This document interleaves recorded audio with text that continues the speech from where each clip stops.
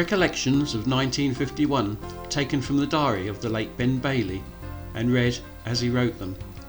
Tuesday, May the 15th, the lifeboat launched to the Turkish steamer Rusin, thought to be aground on the Goodwins in thick haze, but was found to be safe just outside the sands. When the lifeboat returned to shore, Freddie Upton was injured when the hawsers tightened and knocked him down, lacerating both his legs. The lifeboat launched again at 6 p.m. to a small yacht drifting over the sands. The skipper had put off in a sailing dinghy to get some petrol. The lifeboat picked him up and then went and towed the yacht to a safe position. Ben worked on the wreck of the James Harrod throughout the summer. Monday, June the 18th, a stream of French trawlers passed through the Downs at 4 p.m. The L'Anglaise de la Mer of Boulogne struck the submerged wreck of the Dinard and was badly holed. The skipper beached her south of the Coast Guard station. The Coast Guard fixed the breech's buoy just in case it was needed, and Dill boatmen led by Doc Bailey in the Carefree began necessary salvage operations. The trawlers walked towards the high water mark during the evening, and by 2 a.m. Bob Abel started on the repairs as the tide fell away. She was completed by 7:30 in the morning and refloated on the rising tide.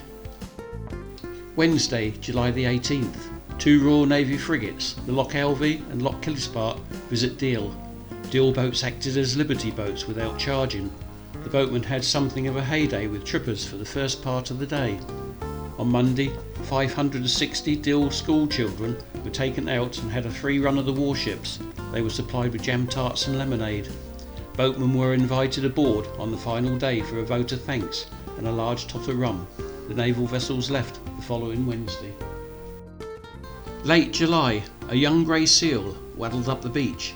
Boatman Harry Pearson tried to shoo it back, but in the end he picked it up and put it in one of his rowing boats and set off for the bank buoy. It flopped around, but finally settled down with its head in his knee. About a mile out he grabbed it by the flippers and threw it overboard. It disappeared from sight. He rowed a few bow lengths towards the shore when he heard it grunting and barking, and looking over the stern he saw it following him almost under his boat. Tuesday, September the 4th, the 27-foot yacht Buckaboo was cruising from Calais to Dover when they encountered heavy weather. One man was knocked against the rail and injured his chest. They steamed up to the East Goodwin lightship to ask for medical assistance to be sent out. Warmer lifeboat was launched with Dr. Hall aboard, but while waiting for the lifeboat to arrive, the yacht suddenly exploded. The crew jumped into their dinghy and were lucky to escape. They rowed to the lightship and were helped aboard. Then on arrival of the lifeboat were transferred and taken ashore. Thursday, September the 13th. The lifeboat launched at 10:30 a.m. to search in torrential rain for the pilot of an American Thunderjet that had crashed into the sea near the South Goodwin buoy. Nothing was found and the lifeboat returned to shore 6 hours later. August 1951. The summer season had been very poor owing to continuous rain on most days and people not visiting the town or to go out on boat trips. The herring season was about to start and it looked like being a bleak one. Saturday, November the 24th.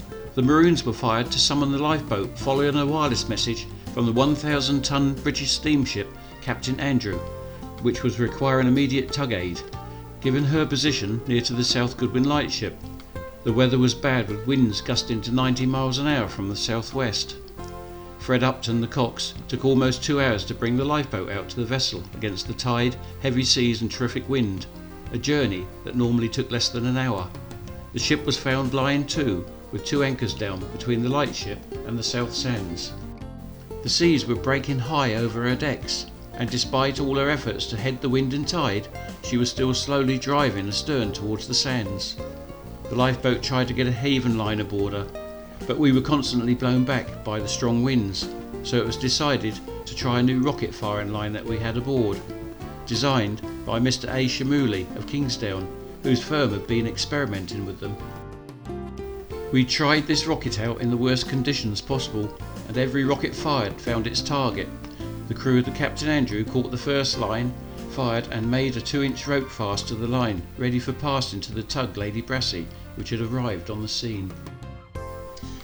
The tug hauled in the rope and attached her wire to it so the crew of the Captain Andrew could haul it aboard, ready to effect a tow. The tug started to tow the vessel, when she suddenly let go of the wires and made all headway towards St Margaret's.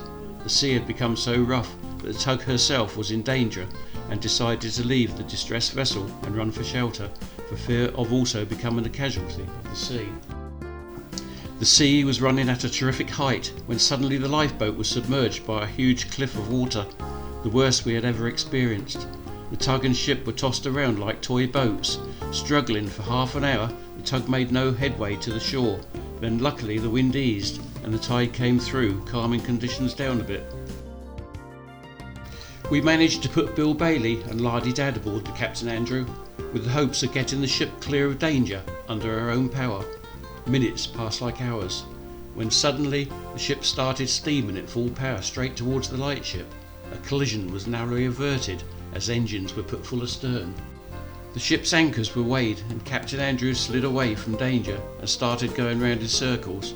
Eventually the tug managed to tow her into the downs and anchor her. The lifeboat returned ashore at 7 a.m. Sunday morning. Fred Upton said he was wondering if they would ever return at all, as they had never experienced weather like it.